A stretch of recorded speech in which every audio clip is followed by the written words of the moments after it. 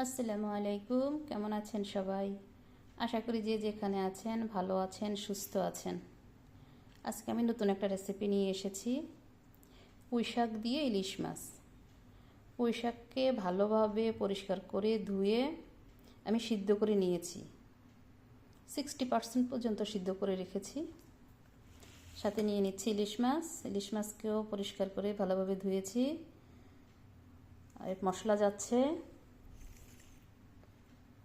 পেঁয়াজ, রসুন, কাঁচামরিচ, হলুদ, মরিচ, জিরা, ধনিয়া পাতা সব একসাথে আমি পেস্ট করে নিয়েছি। আমি সরিষার তেল দিয়ে রান্না করব। নিয়ে নিয়েছি সরিষার তেল,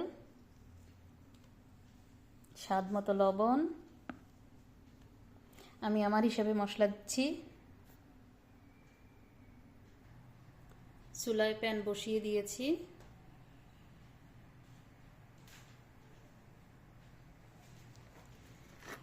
দিয়ে দিচ্ছি তেল, পরিমাণ মতো তেল।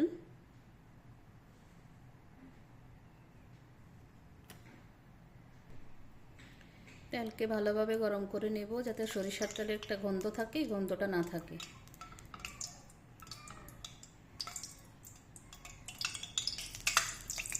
তেলের গন্ধ চলে গিয়েছে। এভাবে চামচের করে একটু নিয়ে নাকের কাছে নিলেই বুঝতে পারবেন গন্ধ আর নেই। এখন দিয়ে দিব মশলা।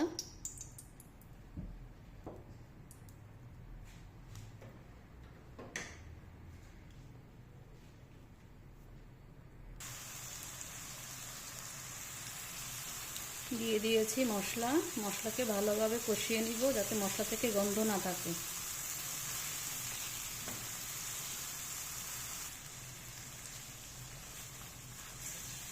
এখন দিয়ে দিব মাছ।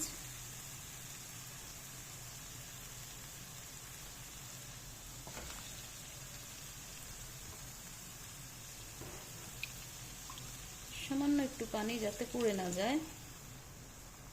মাছকে ভালোভাবে কষিয়ে নেব।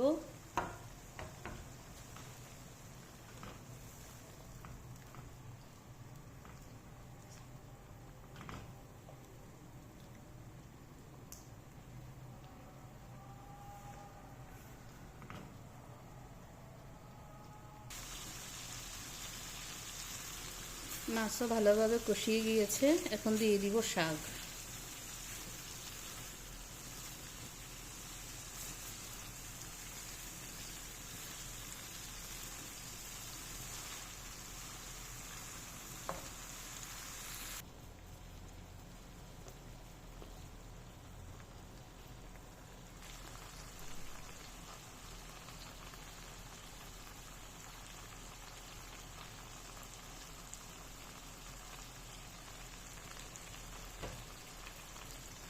দিয়ে দিচ্ছি সামান্য পানি, অল্প সামান্য।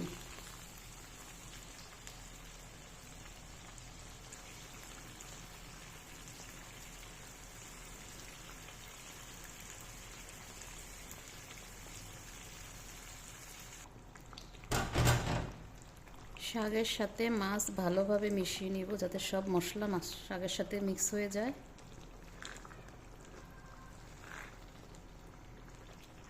খেয়াল রাখতে হবে মাছ যাতে ভেঙে না যায়।